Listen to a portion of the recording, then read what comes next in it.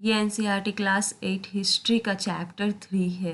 इस चैप्टर में हम जानेंगे कि ईस्ट इंडिया कंपनी ने रूरल एरिया में यानी कि ग्रामीण क्षेत्र में किस तरह अपना रूल एस्टैब्लिश किया। यहाँ पर एक पेंटिंग दिया गया है जिसमें रॉबर्ट क्लाइव बंगाल, बिहार और उड़ीसा का दीवानी राइट एक्सेप्ट कर रहे हैं। ये दीवानी राइट मुगल रूलर द्वारा 1765 में रॉबर्ट क्लाइव को दिया गया था। 12 अगस्त 1765 में मुगल एम्पेरर ने ईस्ट इंडिया कंपनी को बंगाल का दीवान नियुक्त किया। एक्चुअल इवेंट जो हुआ था ये दीवानी राइट वाला, ये मोस्ट प्रोबेबली रॉबर्ट क्लाइव के टेंट में हुआ था, जहाँ पर कुछ इंग्लिशमैन और कुछ इंडियंस विटनेस के रूप में, गवाह के रूप में थे। लेकिन यहाँ पर जो पेंटिंग दिखाया गया है इसमें इस इवेंट को एक भव्य समारोह के रूप में दिखाया गया है। यह पेंटिंग जिस पेंटर द्वारा बनाया गया था उस पेंटर को रॉबर्ट क्लाइव के द्वारा बुलाया गया था ताकि क्लाइव के लाइफ के मेमोरेबल इवेंट को रिकॉर्ड किया जा सके। दीवानी राइट मिलना सच में ब्रिटिश के लिए एक बहुत बड़ा इवेंट था। दीवानी राइट मिलने के बाद कंपनी के अंडर में, मतलब उसके कंट्रोल में जो भी टेरिटरी था उसका वो चीफ फाइनेंशियल एडमिनिस्ट्रेटर बन गया था, मतलब आर्थिक मामले में मुख्य शासक बन गई थी। अब उन्हें उनके कंट्रोल में जो टेरिटरी था, जो लैंड था, उस पर कैसे शासन चलाया जाए और रिवेन्यू रिसोर्सेस कैसे ऑर्गेनाइज किया जाए, कैसे व्यवस्थित किया जाए, उसके बारे में सोचना था। और ये उनको इस तरीके से करना था ताकि उतना रिवेन्यू मिल सके कि कंपनी के बढ़ते खर्च को पूरा किया जा सके। और एक ट्रेडिंग कंपनी के तौर पर उन्हें यह भी सुनिश्चित करना था वो सारी चीज़ें खरीद सके जिनकी उन्हें ज़रूरत थी, और जो चीज़ें वो बेचना चाहते थे वो मार्केट में बेच सके। समय के साथ उन्हें यह भी समझ में आ गया कि उन्हें सावधानी से आगे बढ़ना होगा। एलियन पावर होने की वजह से, मतलब बाहरी ताकत होने की वजह से, उन्हें उन लोगों को भी शांत रखना था जो पास्ट में रूरल एरिया में रूल करते थे और अभी भी उनके पास ऑथोरिटी और प्रेस्टीज, मतलब सत्ता और सम्मान अभी भी उनका बना हुआ था। और जिनके पास लोकल पावर था उन्हें कंट्रोल भी करना था, लेकिन उन्हें ख़त्म पूरी तरह से नहीं किया जा सकता था। अब ये सब उन्होंने कैसे किया, कैसे रूरल एरिया को कॉलोनाइज किया, कैसे अपने लिए रिवेन्यू रिसोर्स को ऑर्गेनाइज किया, लोगों के राइट को फिर से रीडिफाइन किया, और जिस तरह का क्रॉप चाहते थे, जिस तरह का फसल वो चाहते थे, उसको कैसे प्रोड्यूस किया, इस सब के बारे में हम इस चैप्टर में जानेंगे। अब है revenue for the company. Company दीवान तो बन चुका था, लेकिन अपने आप को मुख्य रूप से ट्रेडर ही देखता था। वो चाहती थी कि रिवेन्यू इनकम जो है वो ज़्यादा से ज़्यादा हो, लेकिन उसके असेसमेंट और कलेक्शन के लिए, उसके आकलन और वसूली के लिए कोई भी रेगुलर सिस्टम सेटअप करने को इच्छुक नहीं थी। उनकी कोशिश यही थी कि ज़्यादा से ज़्यादा रिवेन्यू मिले और कम से कम कीमत पर कॉटन और सिल्क का कपड़ा खरीदे। 5 सालों के अंदर कंपनी जो चीज़ें खरीदती थी उसका वैल्यू बंगाल में दुगुना हो चुका था। 1765 से पहले कंपनी इंडिया में ब्रिटेन से लाए हुए गोल्ड और सिल्वर के बदले चीज़ें खरीदती थी, लेकिन अब बंगाल में जो रिवेन्यू का कलेक्शन होता था उसी से जो एक्सपोर्ट करना होता था चीज़, उन खरीदी जा सकती थी।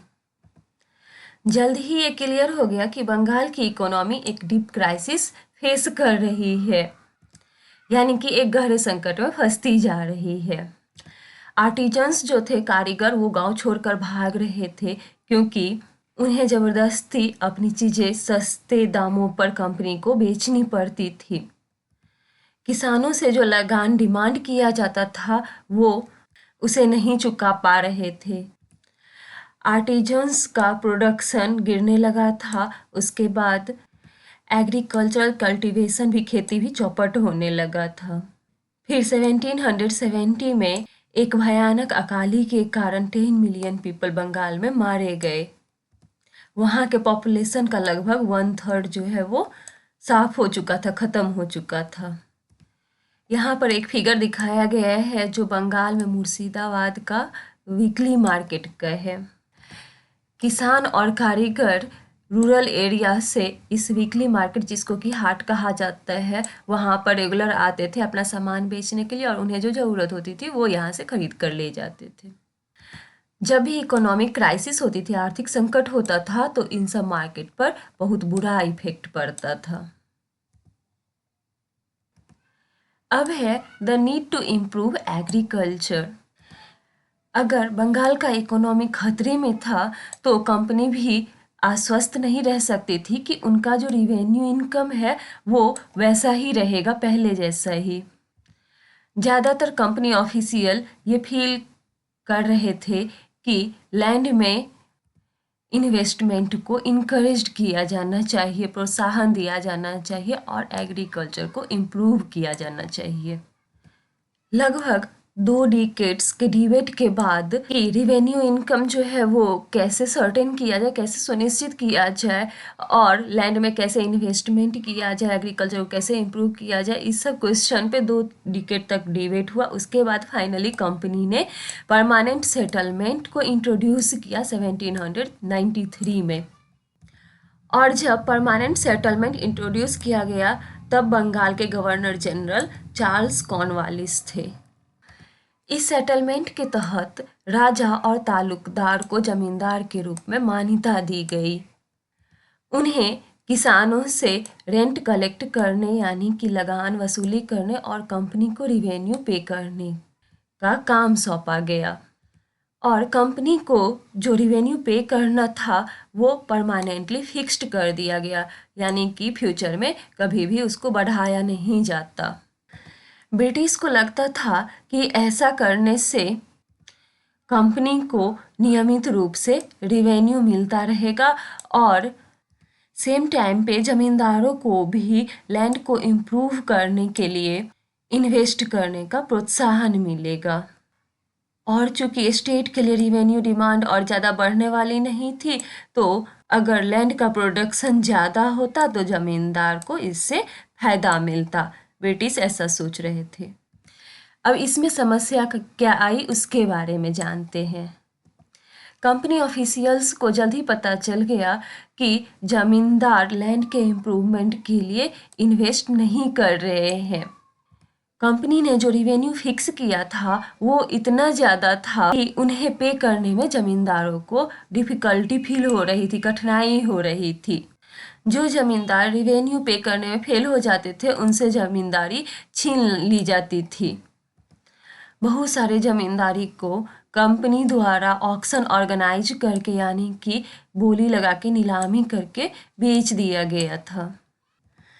19वीं सेंचुरी के फर्स्ट डिकेड तक सिचुएशन चेंज हो चुका था, मार्केट प्राइस बढ़ने लगा था और जो कल्टीवेशन था, खेती, ये भी एक्सपेंड होने लगा था। इसका मतलब था कि जमींदार का इनकम तो बढ़ेगा लेकिन कंपनी को इससे कोई फ़ायदा नहीं मिलेगा क्योंकि उन्होंने रिवेन्यू को फिक्स कर रखा था, रिवेन्यू इंक्रीज नहीं किया जा सकता था। यहाँ तक कि जमींदार भी लैंड को इम्प्रूव करने में इंटरेस्टेड नहीं थे। कुछ ने तो सेटलमेंट के शुरुआती सालों में ही अपना ज़मीन गंवा चुका था और कुछ को लगता था कि बिना ट्रबल और बिना इन्वेस्टमेंट के रिस्क के ही उन्हें अर्निंग मिल सकती है। जब तक जमींदार किसानों को ज़मीन देकर उनसे लगान वसूली कर सकते थे तब तक उन्हें लैंड को इम्प्रूव करने में कोई दिलचस्पी नहीं थी। दूसरी ओर गांव में जो कल्टीवेटर्स थे यानी कि किसान जो थे उन्हें यह सिस्टम बहुत ज़्यादा ऑपरेसिव लग रहा था, दमनकारी लग रहा था क्योंकि उन्हें जो ज़मींदार को रेंट पे करना पड़ रहा था, लगान जो देना पड़ रहा था वो बहुत ज़्यादा हाई था और ज़मीन पर उनका राइट भी इनसिक्योर था, सुरक्षित नहीं था। रेंट पे करने के लिए अक्सर उन्हें मनी लेंडर से लोन लेना पड़ता था। जब वो इस रेंट को पे करने में फेल हो जाते थे तो उन्हें अपने पुश्तैनी मतलब जो जनरेशन से उनके पास जो ज़मीन था उससे बेदखल कर दिया जाता था। यहाँ पर सोर्स 1 दिया गया है जिसमें एस.टी. कोलब्रुक ने बंगाल राइट्स पे लिखा है। बंगाल के बहुत सारे विलेजेज में जो पावरफुल रैयत्स होते थे वो खुद खेती नहीं करते थे, बल्कि उसके जगह पे दूसरों को अपना ज़मीन दे देते थे और उनसे बहुत हाई रेंट लेते थे। अब है a new system is devised. 19th century के शुरुआती दिनों में कंपनी के बहुत सारे ऑफिशियल जो थे वो कन्विंस्ड थे इस बात से कि जो रिवेन्यू सिस्टम है उसको चेंज करना चाहिए, क्योंकि कंपनी का जो खर्च आता था एडमिनिस्ट्रेशन और ट्रेड पे वो बढ़ता जा रहा था, लेकिन रिवेन्यू जो था वो फिक्स था। फिर उस रिवेन्यू से वो इन सारे खर्चों को कैसे पूरा कर सकते थे। बंगाल प्रेसिडेंसी के नॉर्थ वेस्टर्न प्रोविंस में, जिसका कि बहुत सारा एरिया अब उत्तर प्रदेश में है, वहाँ एक इंग्लिशमैन अंग्रेज हॉल्ट मैकेंजी ने एक नया सिस्टम डिवाइस किया, लागू किया, जिसको 1822 में लागू किया गया। उनका मानना था कि नॉर्थ इंडियन सोसाइटी में विलेज एक इम्पॉर्टेंट सोशल इंस्टीट्यूशन है जिसको प्रिजर्व करना चाहिए, और उनके निर्देश के हिसाब से कलेक्टर्स गांव से गांव जा कर के लैंड को इंस्पेक्ट करते थे, मतलब ज़मीन की जांच करते थे, उसके बाद फील्ड को मेजर करते थे, वहाँ के कस्टम्स यानी कि जो रीति रिवाज होता था उसको रिकॉर्ड करते थे, और अलग अलग ग्रुप के लोगों के जो राइट्स होते थे उसको भी रिकॉर्ड करके रखते थे। विलेज के अंडर हर एक प्लॉट का जो रिवेन्यू होता था उसको वो एस्टिमेट करते थे, फिर उसको ऐड करके रिवेन्यू कैलकुलेट किया जाता था, जिसको कि हर एक विलेज को पे करना होता था। यहाँ पर महल का मतलब दिया गया है ब्रिटिश रिवेन्यू रिकॉर्ड के हिसाब से महल एक रिवेन्यू स्टेट होता है जिसमें एक गांव भी हो सकता है या फिर गांवों का समूह भी हो सकता है। और ये जो रिवेन्यू डिमांड था उसको फिक्स्ड नहीं किया गया परमानेंटली, उसमें समय समय पर संशोधन यानी कि रिवाइज करने की गुंजाइश भी रखी गई। रिवेन्यू कलेक्ट करने का और उसे कंपनी को पे करने का काम अब जमींदार के जगह पे विलेज का जो हेडमैन होता था, मुखिया होता था, उसको सौंप दिया गया, और ये जो नया सिस्टम आया इसको महलवारी सेटलमेंट का नाम दिया गया। साउथ में भी जो भी ब्रिटिश टेरिटरीज था उसमें परमानेंट सेटलमेंट को हटाकर एक नया सिस्टम लाने का कोशिश किया गया, और वहाँ पर जो नया सिस्टम आया उसको रैयतवारी सिस्टम के नाम से जाना जाने लगा। इस सिस्टम को कैप्टन अलेक्जेंडर रीड के द्वारा जब कंपनी की लड़ाई चली थी टीपू सुल्तान के साथ, तो उस लड़ाई के बाद कंपनी ने जिस एरिया को अपने कब्जे में किया था उस एरिया में कैप्टन अलेक्जेंडर रीड ने इस सिस्टम को ट्राई किया था।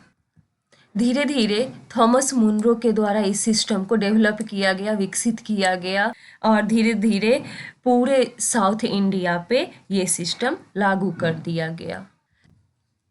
अलेक्जेंडर रीड और मुनरो को लगता था कि साउथ इंडिया में कोई भी ट्रेडिशनल जमींदार नहीं थे, इसलिए सेटलमेंट डायरेक्टली कल्टीवेटर्स यानी कि किसानों के साथ ही करना चाहिए जो जनरेशन से पीढ़ियों से उस ज़मीन पर खेती करते आ रहे हैं। रिवेन्यू असेसमेंट से पहले उन ज़मीनों को केयरफुली और सेपरेटली सर्वे किया जाना चाहिए। मुनरो का मानना था कि अंग्रेज़ों को पैटर्नल फादर की तरह यानी कि पिता की तरह किसानों की रक्षा करनी चाहिए। न्यू सिस्टम लागू होने के कुछ ही सालों में उनमें प्रॉब्लम्स दिखाई देनी स्टार्ट हो गई।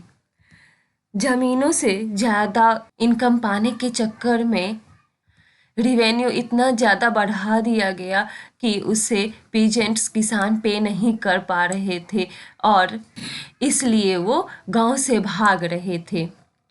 जो ऑप्टिमिस्टिक ऑफिशियल थे, आशावादी अफसर, उनको उम्मीद थी कि न्यू सिस्टम से पीजेंट्स को फ़ायदा मिलेगा और ये सिस्टम उन्हें रिच एंटरप्राइजिंग फार्मर बना देगी, लेकिन ऐसा हुआ नहीं। अगला टॉपिक है क्रॉप्स फॉर यूरोप, इसके बारे में हम वीडियो के अगले पार्ट में जानेंगे।